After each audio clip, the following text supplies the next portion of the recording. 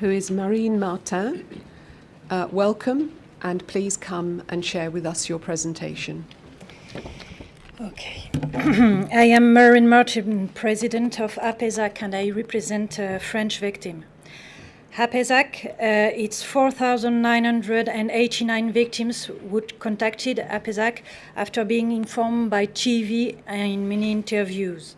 The situation remained extremely difficult for the victim. Sanofi refuses to acknowledge its responsibility and accuses the French Health Agency. Doctors say the proportion of victims given by the EMA study are wrong. Since 2012, 1,500 families have launched legal proceedings in civil, criminal, administrative, and class action. We have been lobbying the French government in order to obtain a public inquiry from the Earth General Inspection, EGAS. The report shows the responsibility of Sanofi and public authorities. Sanofi did not put the drug leaflet in conformity with the scientific knowledge of the moment. In September 2016, we eventually obtained a judicial investigation from the Paris Public Prosecutor's Office after more than a year waiting. We demand that Sanofi provide us the periodic safety update report. We managed to obtain some of them and realize that since the beginning of the marketing, Sanofi knew the toxicity of valproate because many cases were reported to him. In March 2016, I was received by the Health Ministry. I asked to her to order a study to find out the number of victims of valproate. At the end, she presented me the first result of the investigation. 14,322 women were pregnant and taking valproate between 2007 and 2014. Only 8,701 children were born alive. These figures are huge because they highlight the number of pregnancies that haven't been able to go to term because of valproate.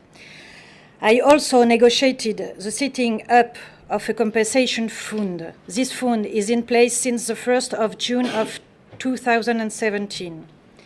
In November 2016, we drafted a national diagnosis and care protocol with aids of genetic.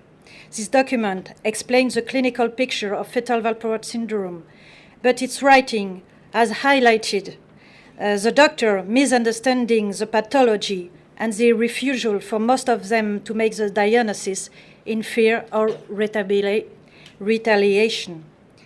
In February 2017, an audit of Parisian hospital revealed an edifying observation.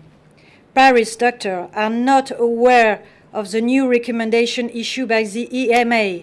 I quote, "The major lack of information by Paris hospital doctors on the new prescription condition from valproate result from multiple malfunctions at all levels.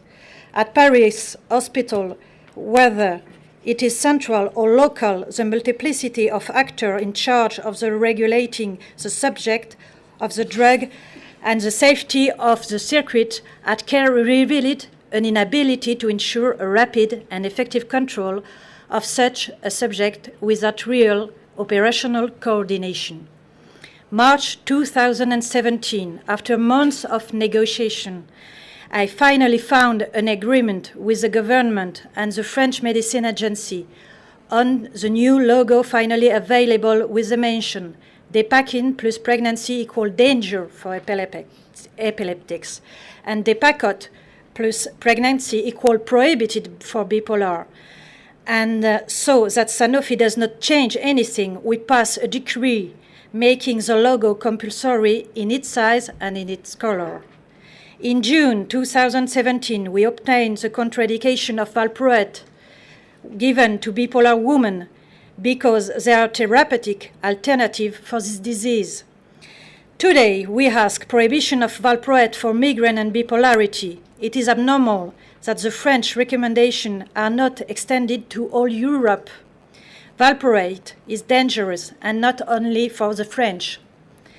In 2014, EMA explains that it seemed difficult to impose a pictogram of danger and sodium valproate drugs.